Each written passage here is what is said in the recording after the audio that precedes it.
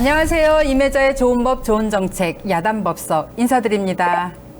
요즘 중소기업 하시는 분들 많이 힘드시죠? 중소기업이 어렵게 투자해서 공들여 개발한 기술, 대기업이 순식간에 핵심 기술과 사람을 쏙 빼가버립니다. 이렇게 중소기업이 기술 탈취 피해로 인한 피해액이 무려 5천억 원을 넘어섰습니다. 중소기업인들의 피눈물 어떻게 닦아줘야 할까요? 국회 강준현 의원님이 좋은 법을 발의하셨습니다. 이른바 중소기업 기술 탈취 근절법인데요.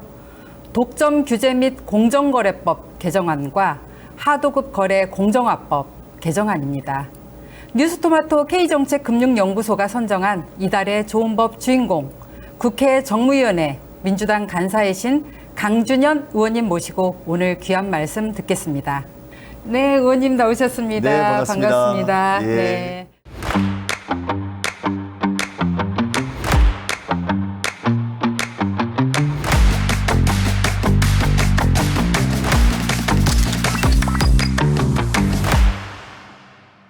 의원님, 오늘 좋은 법 선정되셨는데요. 축하드리고요. 고맙습니다. 네, 오늘 또 재선 의원님이세요, 벌써. 예. 21대, 22대. 예. 네, 당선되신 것도 축하드리고. 네, 감사합니다. 또 정무위에 민주당 간사 의원님으로 임명되셨는데 네네.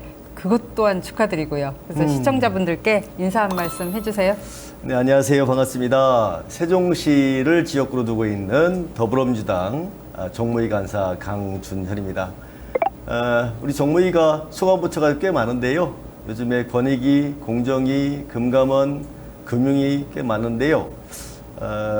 시작하자마자 TMF 사태, 또 권익위의 김건희 여사의 명품백 사건, 네네. 또 근자의 독립기념관장 임명 네. 강행 사건, 네. 그래서 좀 많이 분주하게 보냈습니다. 열심히 정부가, 하겠습니다. 네, 다루는 현안이 굉장히 다양하고 복잡하더라고요. 예, 맞습니다. 근데 사실 간사 의원님 아무나 안 맡기잖아요. 네.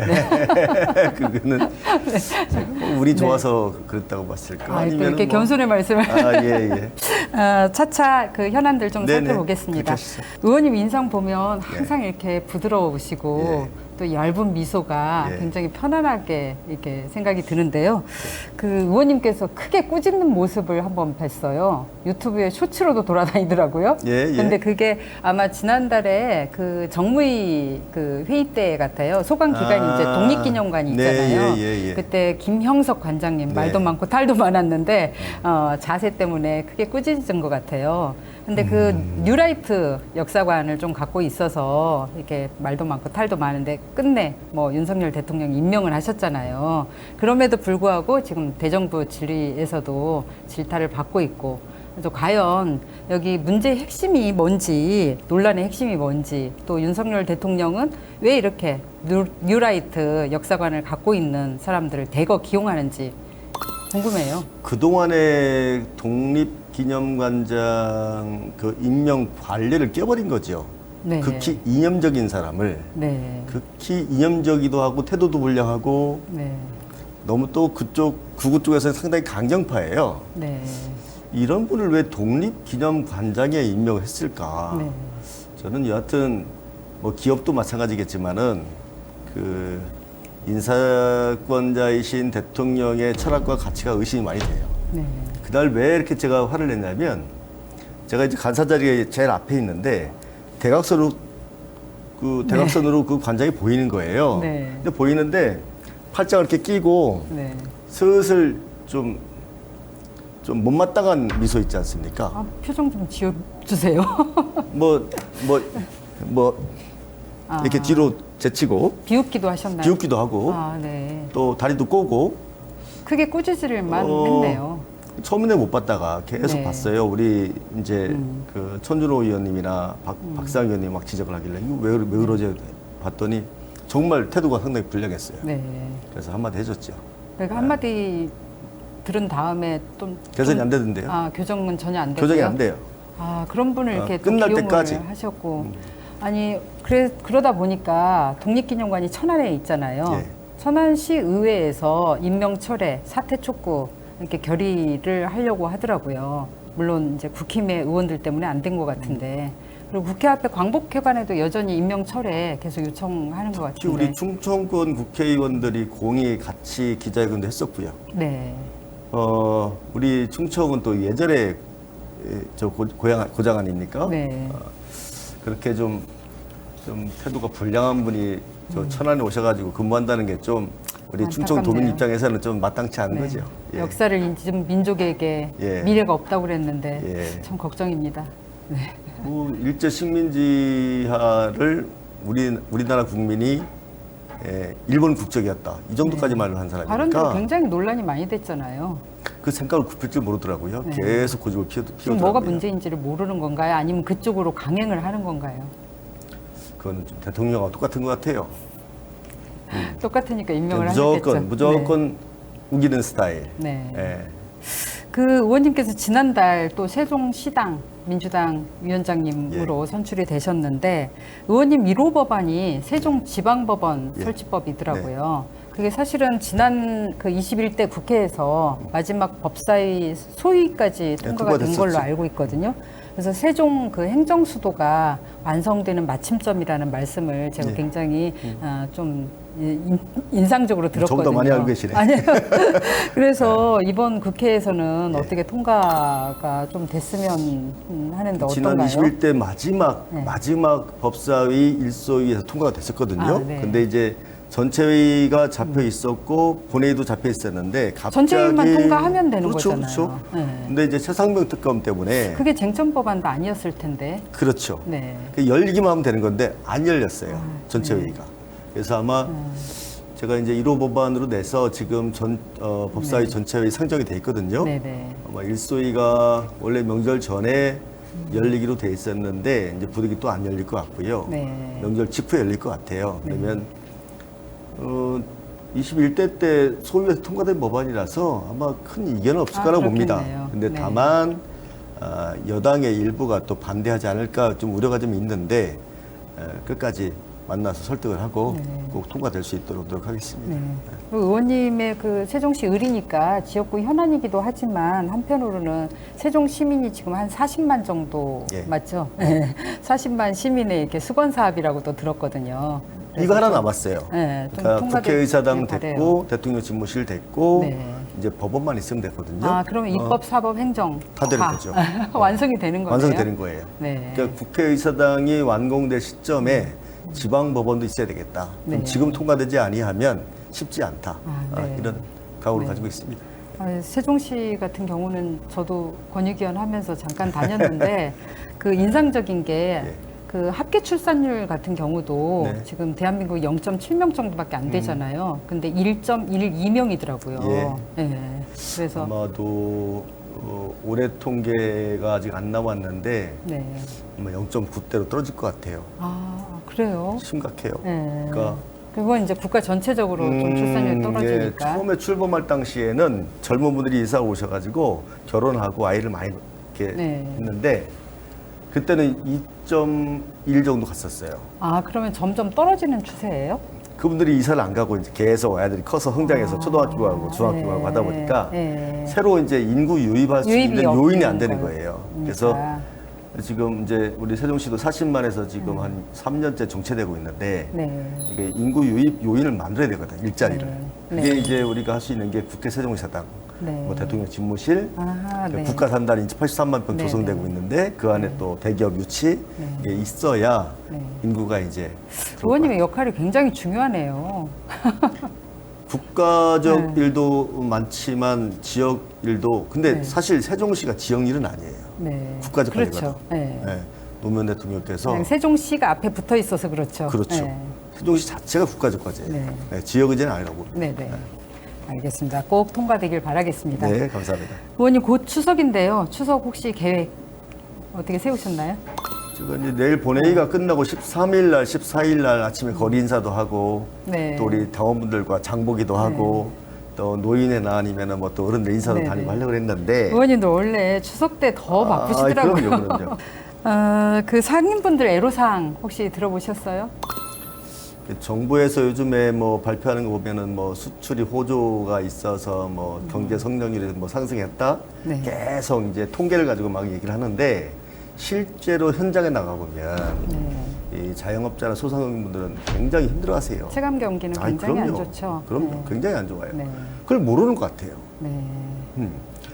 특히 관료분들이나 아니면 뭐 용산에서도 마찬가지겠지만은 실제 현장에 투입돼서 정말 우리 시민들이 얼마나 고통을 겪고 있는지에 대해서 좀 피부로 느껴질 필요가 있다. 자연스럽게 정치 현안으로 넘어갔는데 예. 올 추석에야말로 정치 현안이 굉장히 많은 것 같아요. 그러니까 응급실 뺑뺑이 지금 심각하잖아요. 심각하죠. 거기에다 지역화폐법도 그렇죠. 금투세 논란이 또 있죠. 최상봉 특검에 김건희 특검에 또 이재명 대표 재판에 문재인 대통령 전 대통령 가족 수사 이런 현안들이 아주 하늘의 별만큼이나 많은 것 같은데요.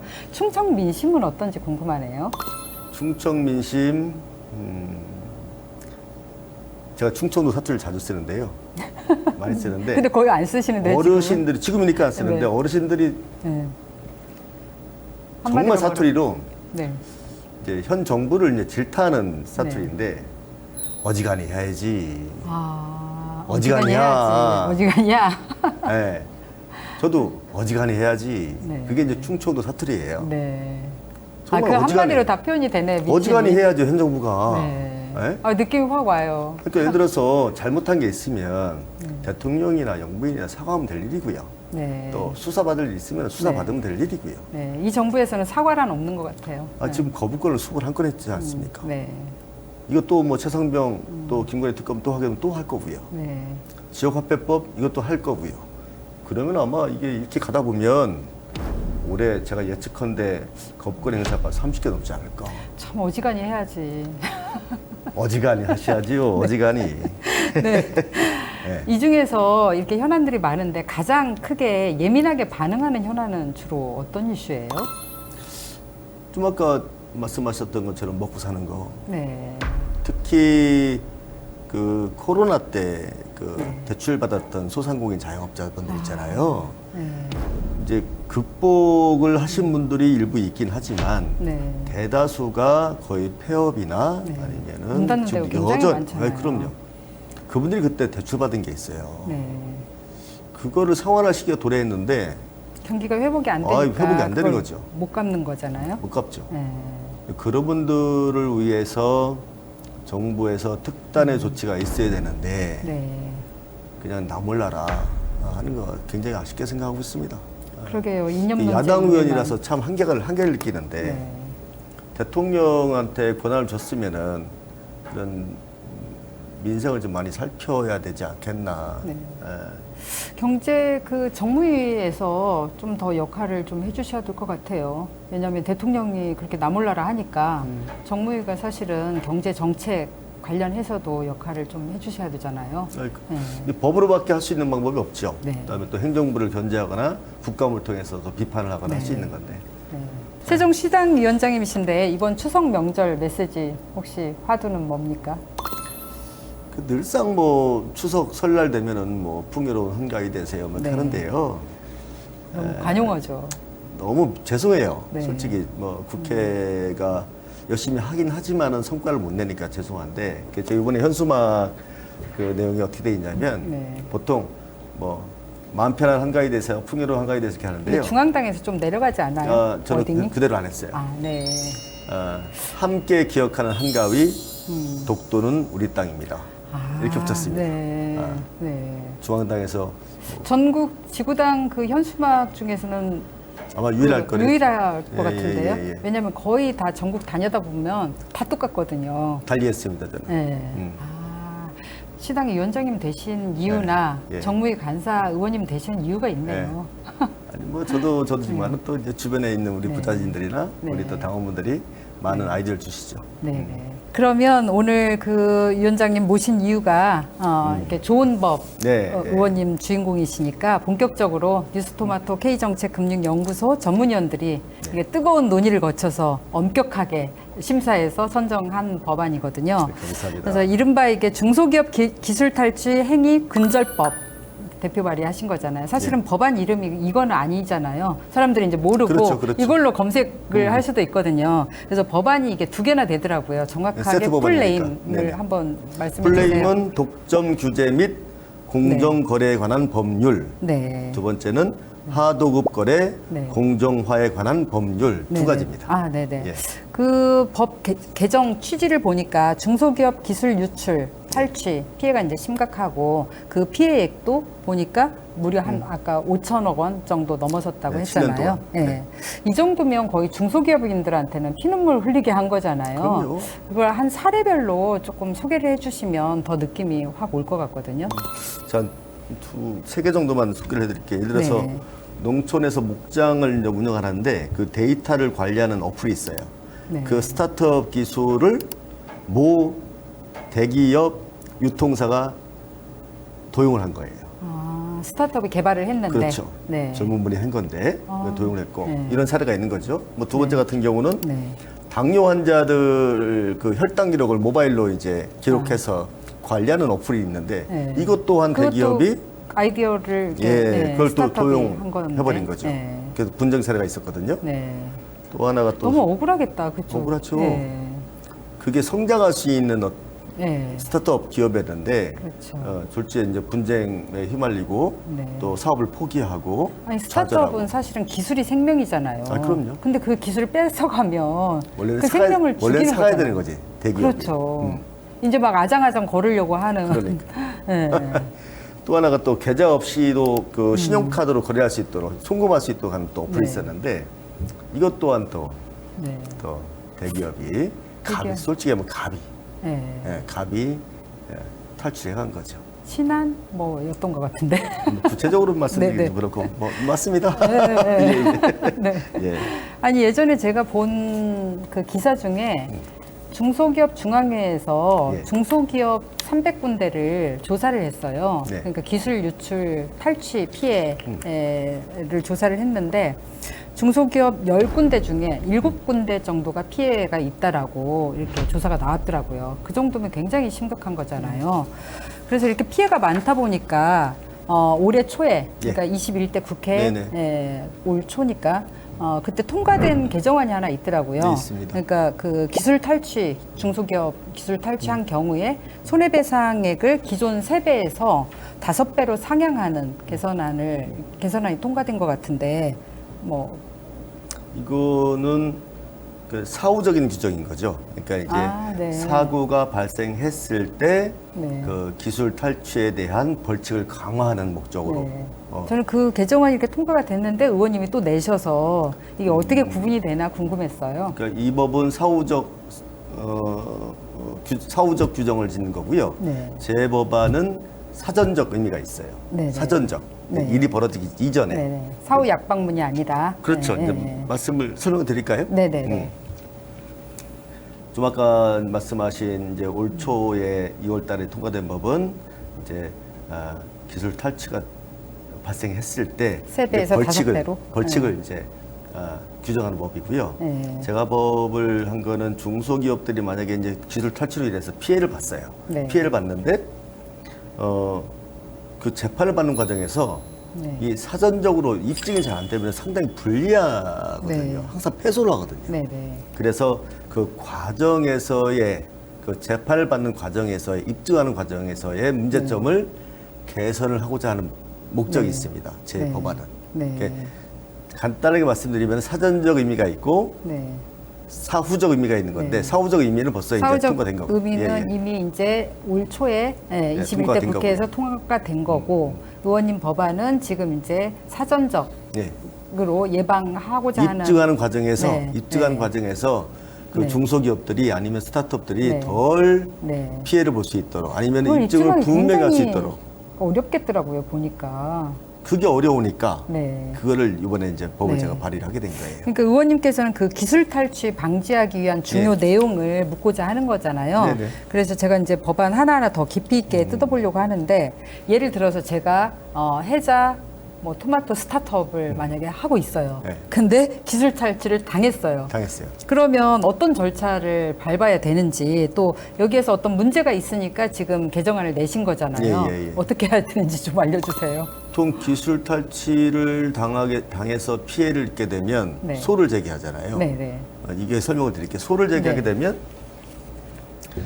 이제 재판이 진행됩니다. 네. 여기서 문제가 생기는 거예요. 네. 근데 이제 법원이 공정위가 사실은 이제 기술 탈취 신고가 들어가면 조사를 하게 돼 있거든요. 공정위에서 조사를 하는 거죠. 그 조사를 쫙 하게 돼 있는데 법원이 네. 이 자료를 요구할 수만 있어요. 네. 강제성이 별로 없어요. 네. 그래서 이 조항을 어떻게 바꿨냐면은 명령하는 걸로. 아, 요구를 명령으로. 네. 공정위한테 조사한 자료를 네. 가지고 와라. 네. 라고 강제성을 줬어요. 네. 그러면 그동안은 요구를 했음에도 불구하고 뭐 제출 안 제출하지 않으면 그 강제성이 없었다는 거죠. 강제성이 없었죠. 아, 그러면 피해를 당하고도 만약에 그 소를 제기했어도 그런 피해에 대한 지원을 못 받는다는 거잖아요. 입증할 수 있는 근거가 네. 굉장히 취약해지는 거죠. 네. 피해자 입장에서. 네, 네. 네, 첫 번째고 네. 두 번째는 현행법에는 대기업에서 이제 자료 제출을 이제 명령할 수 있어요. 근데 이제 대기업이 자료의 범위가 손해 증명 굉장히 어려운데 법적 용어라서 네네. 이렇게 되면은 손해라고 얘기하면은 그 문제의 범위가 기술 탈취가 아니고 손해로 좁혀지는 거예요. 네. 네. 네. 손해로만. 이 손해와 침해의 그 차이를 그렇죠. 알아야 되겠더라고요. 그렇죠. 네. 그래서 침해 증명 자료도 제출할 수 있도록 네. 이렇게 이제 네. 이렇게 설명드려도 아마 우리 시민 여러분들은 잘 이해가 안 가실 그러니까요. 텐데 저도 보면서 그 자료를 요구만 그동안 할 수 있었던 거를 명령으로 바꾼 명령으로. 거고, 그 다음에 손해 증명을 침해 증명으로 바꾼 거고, 예, 예. 그러니까 요구냐 명령이냐, 손해냐 침해냐, 그냥 한 끗발 차이인 것 같은데 한 끗발 차이가 아닌 것 같아요. 근데 이 정도의 그 절차가 마련이 돼야만 네. 지금 거의 스타트업이 피해 업체가 소를 제기하면 패소를 해왔거든요. 네. 그러니까 좀 정당하게 공정하게 네. 재판부가 판단을 낼 수 있도록 네. 공정위를 통해서 모든 자료를 받아야 되겠다는 취지 하에서 네. 법을 발의하게 됐습니다. 그러면 의원님 그 개정안 봤을 때 그 현행법에 법원이 공정거래위원회에 자료 제출을 요구할 수 있게 돼 있는 거잖아요. 예, 예. 그럼에도 불구하고 법원이 왜 공정위로부터 자료를 받지 못했는지, 아까 그게 이제 요구만 할 수 있지 명령을 못 한다는 거고, 그러면 공정위는 또 왜 자료를 주지 않았는지 그게 좀 궁금하거든요. 저희들이 이제 국감을 하거나 현안질의 하면은 되게 기관들이 그런 얘기를 많이 해요. 뭐 이제 네. 개인정보 운운하면서 자료 제출을 안 한다든가. 뭐 영업비밀이다 뭐 그렇죠. 그런 거. 예. 지금 이거 같은 경우는 이제 뭐 회사의 영업비밀 이유로 거절을 하는 거죠. 그럼 근데 공정위가 공정하지 않은 거잖아요. 공정위가 공정하지 않은 건 나 이번에 알았어요. 네. TMF 사태를 보면서. 네. 아니 공정위 너마저도 공정하지 공정위도 않으면 그렇고 금감원도 그렇고 네. 권익위도 그렇고 네.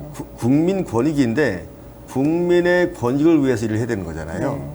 아, 저도 국민권익위원회지만 아마 위원님께서 그만두시고 나서부터 이게 아, 네. 이상하게 번질이 됐어요. 네. 네. 제가 복지노동 주심이었고 경찰 민원도 했거든요. 아니 그러니까 항상 정말 얼마나 그 우리 사회에 억울한 일을 많이 당했는지를 권익위원 하다 보면 알거든요. 그래서 아, 많이 속상하네요. 권익위원장 한 거나 공정위원장도 마찬가지고 정무위 금감원도 진짜 하실 일이 많네요. 국민권익위도 소관기관이고 공정거래위원회도 그렇고 이 법도 반드시 통과돼야 되고. 재밌습니다. 일이 네. 많으니까. 아, 네. 예, 놀 시간이 없으니까. 그러니까 표정이 밝으세요.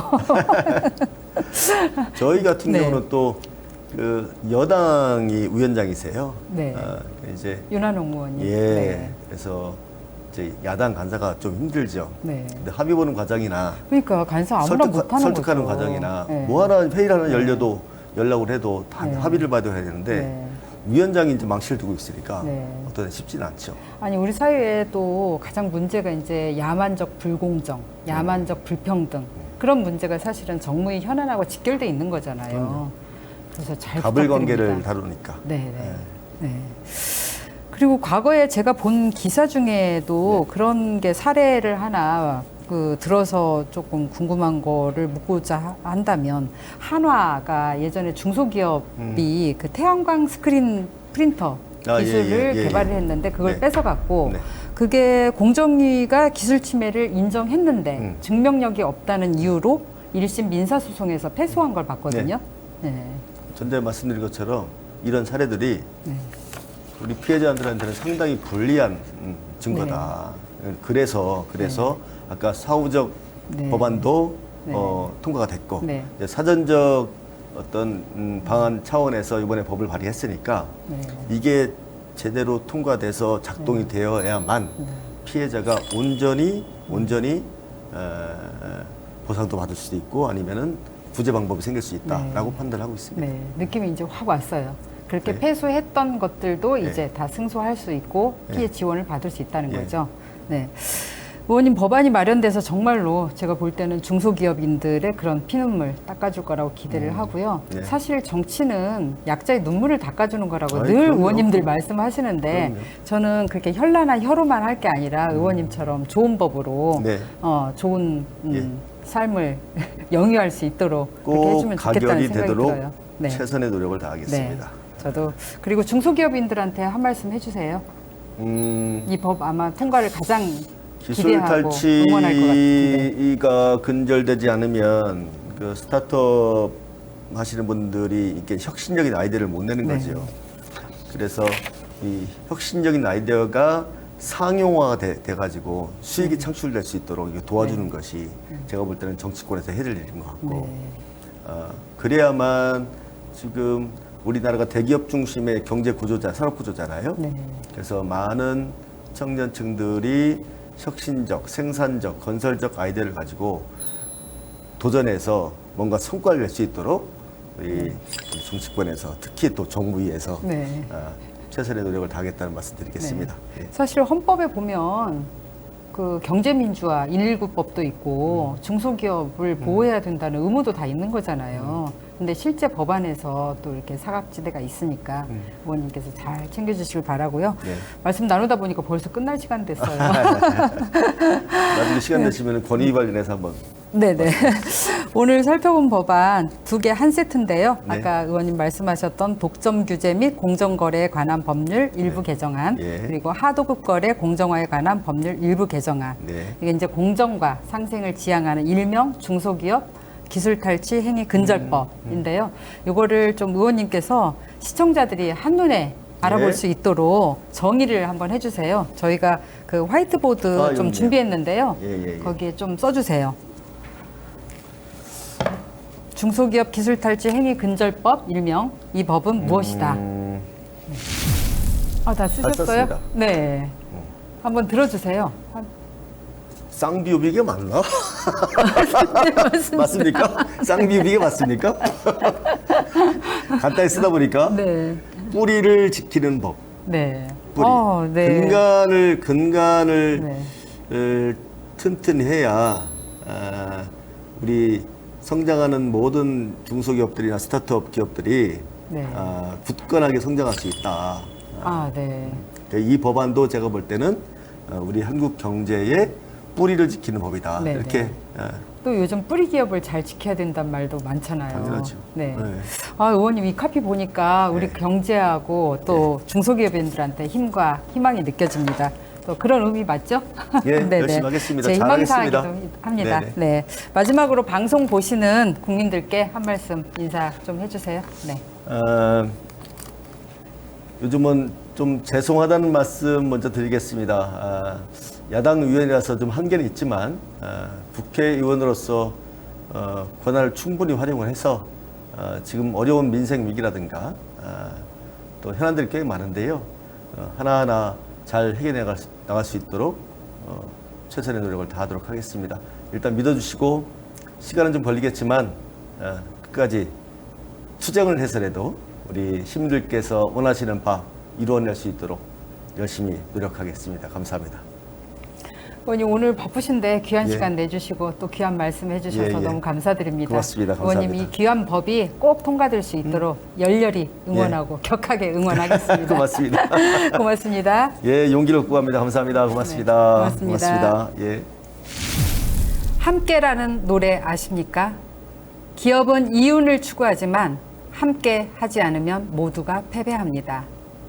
대한민국 헌법 제119조에 쓰여 있는 경제민주화, 대기업과 중소기업의 상생, 더 이상 빈말이 아니길 바랍니다.